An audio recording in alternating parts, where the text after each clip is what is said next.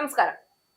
പശ്ചിമേഷ്യയുടെ ആകാശത്ത് യുദ്ധത്തിന്റെ പുക ഇപ്പോഴും പടർന്നു നിൽക്കുമ്പോൾ സമാധാനം എന്ന വാക്ക് വീണ്ടും ഉയരുന്നു. പക്ഷെ അത് സമാധാനത്തിനായുള്ള സത്യസന്ധമായ ശ്രമമാണോ എന്നതാണ് ഉന്നയിക്കേണ്ട ചോദ്യം. ഡൊണാൾഡ് ട്രംപ് വീണ്ടും ലോകശ്രദ്ധ പിടിച്ചുപറ്റുകയാണ്. ഇറാനുമായുള്ള സമാധാന ചർച്ചകൾക്ക് വാതിൽ തുറക്കാമെന്ന് സൂചന നൽകുന്നതിനൊപ്പം രണ്ട് കടുത്ത നിബന്ധനകളും മുന്നോട്ട് വച്ചിരിക്കുകയാണ് ട്രംപ്.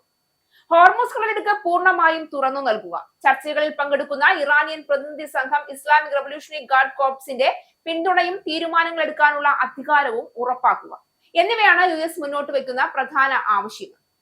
ഇറാനിലെ രാഷ്ട്രീയ നേതൃത്വവും സൈനിക വിഭാഗവും തമ്മിൽ നിലനിൽക്കുന്ന അഭിപ്രായ വ്യത്യാസങ്ങൾ കരാറിലെത്തുന്നതിന് തടസ്സമാകുമെന്ന ആശങ്കയാണ് ഇതിന് പിന്നിലെന്ന് വിദഗ്ധർ അഭിപ്രായപ്പെടുന്നു.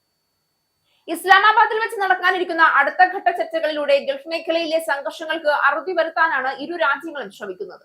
നിലവിൽ തകർന്നുകൊണ്ടിരിക്കുന്ന ഇറാന്റെ സാമ്പത്തിക വ്യവസ്ഥ മെച്ചപ്പെടുത്താൻ ഒരു നയതന്ത്ര പരിഹാരം അത്യാവശ്യമാണ് എന്ന് ഇറാനിയൻ ഭരണകൂടത്തിനുള്ളിലും അഭിപ്രായമുണ്ട്.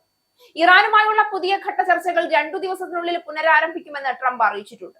ശരിയായ അനുയോജ്യരായ ആളുകൾ വൈറ്റ് ഹൌസുമായി ബന്ധപ്പെട്ടിട്ടുണ്ട് എന്നും ഒരു കരാർ ഉണ്ടാക്കുന്നതുമായി ബന്ധപ്പെട്ട് കൂടിയാലോചിക്കാൻ അവർ ആഗ്രഹിക്കുന്നുവെന്നും അദ്ദേഹം അവകാശപ്പെട്ടു. എന്നാൽ പുതിയ ചർച്ചകൾ തുടങ്ങുന്നതിന് മുൻപ് ഹോർമുസ് കടലിടുക്ക് പൂർണ്ണമായും നിയന്ത്രണങ്ങളില്ലാതെ തുറന്നു കൊടുക്കണമെന്ന് വാഷിംഗ്ടൺ ആവശ്യപ്പെടുന്നതായി നയതന്ത്ര വൃത്തങ്ങളെ ഉദ്ധരിച്ച് ഇസ്രയേൽ ഹായോം റിപ്പോർട്ട് ചെയ്തു.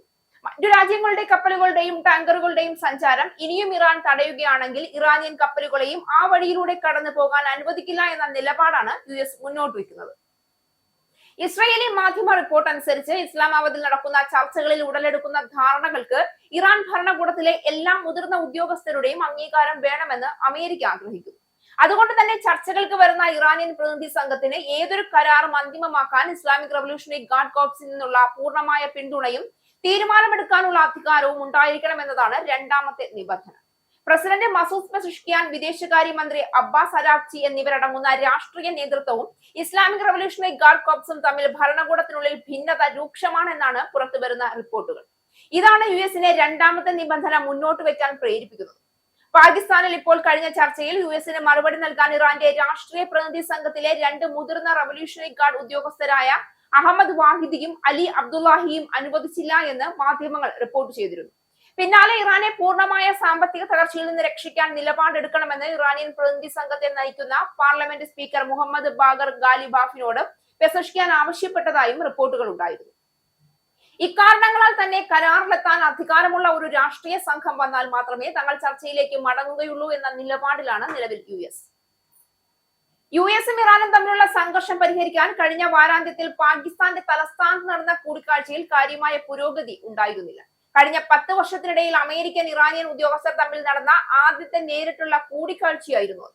കൂടാതെ 1979-ലെ ഇസ്ലാമിക് വിപ്ലവത്തിനു ശേഷം ഇരു രാജ്യങ്ങളും തമ്മിൽ നടക്കുന്ന ഏറ്റവും ഉയർന്ന തലത്തിലുള്ള ഇടപെടലുമാണിത്. ഇവിടെ പ്രധാനമായ ചോദ്യം ഇതാണ്: ഇത് നയതന്ത്രമോ അതോ ശക്തിയുടെ രാഷ്ട്രീയം മാത്രമോ? സമാധാന ചർച്ചകൾക്ക് മുൻപ് തന്നെ നിബന്ധനകൾ കർശനമായി പ്രഖ്യാപിക്കുന്നത് ചർച്ചയുടെ ആത്മാവിനെ തന്നെ തകർക്കുന്നില്ലേ എന്ന് വിമർശകർ ചോദിക്കുന്നു. അതേസമയം ഈ ചർച്ചകൾക്ക് വലിയ ആഗോള പ്രാധാന്യവുമുണ്ട്. കാരണം ഈ കരാർ വിജയിച്ചാൽ പശ്ചിമേഷ്യയിൽ ഒരു പുതിയ സ്ഥിരതയ്ക്ക് വഴിയൊരുങ്ങും. പരാജയപ്പെട്ടാൽ ഇത് കൂടുതൽ വലിയ സംഘർഷത്തിലേക്കുള്ള വാതിൽ തുറക്കാനും സാധ്യതയുണ്ട്. ഇപ്പോൾ ലോകം ഉറ്റുനോക്കുന്നത് ഒരേ ഒരു കാര്യമാണ്: ട്രംപിന്റെ ഈ 2 നിബന്ധനകൾ സമാധാനത്തിലേക്കുള്ള വഴിയാകുമോ അതോ പുതിയൊരു യുദ്ധത്തിനുള്ള തുടക്കമാകുമോ?